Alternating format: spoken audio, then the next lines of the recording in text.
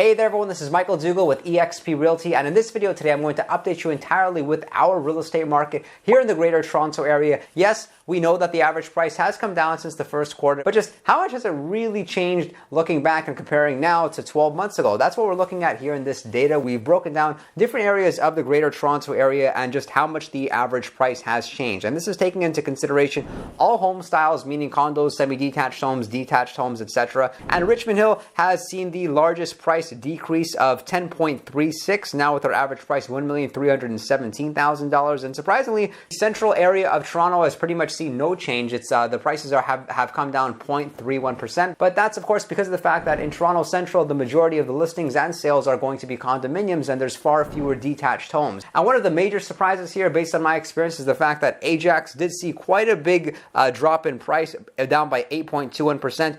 Oshawa down by almost 8%, and Whitby down by 7.49%. And we always thought those areas of Durham, they were somewhat recession-proof, you can say, or typically when the average price for the Greater Toronto Area has come down, it didn't really affect Durham too much, especially when the average price did drop quite considerably in 2017 and 2018, as shown over here. But now we're taking a look at detached properties in the city of Toronto. That's Toronto Central, East, and West. When we're looking at the yellow line representing 2022, the blue line representing 2021. And we can see of the sales that have taken place, the average price has been $1,566,000, which is down by 15% compared to the same time in the same week last year at $1,843,000. Now, if we zoom out, we can see that the yellow line, it's somewhat stable. It's not like over the past few months, looking from August 19th to this current week, that the average price has come down. So of course, a great takeaway for all of you viewers that are in the market and you are considering buying, you're going to find the opportunities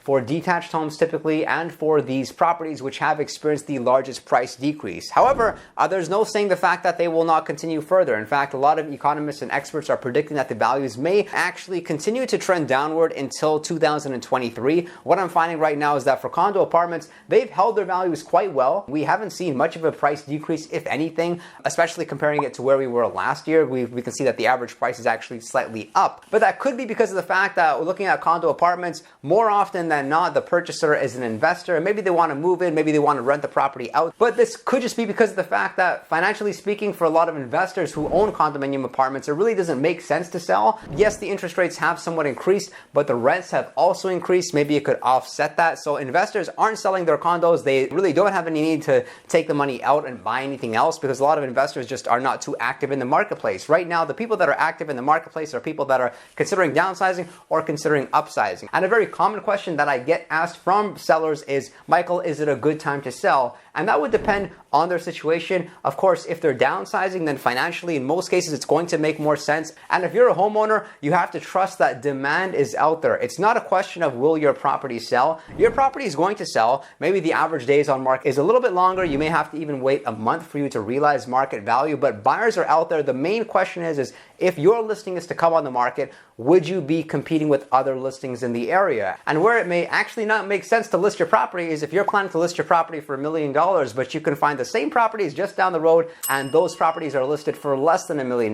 Then let's just face it, let's put ourselves in the shoes of a buyer. Nobody's going to want to buy your home. As a matter of fact, agents may actually show buyers to your property just for comparison purposes, so that those agents are able to have their buyers buy one of the other properties. So you don't want to be helping your competition sell. And if you are considering selling, make sure that you price it right. It is absolutely critical for you to understand where market value is in this market. So if you are considering selling, call me. My customers get excellent service. They realize top dollar with the least amount of stress during the process. And of course, if you are a real estate agent that is seeking a different brokerage to help you further your business, if you're a newer agent or if you're a seasoned agent looking for help with lead generation, social media, building different lead pillars, make sure that you reach out to me, learn more about eXp Realty. You can call me, or you can scroll down this video, look in the description box, and actually select the time when you'd like to speak with me via Zoom. I'm very happy to meet with you, and I look forward to seeing you all next time.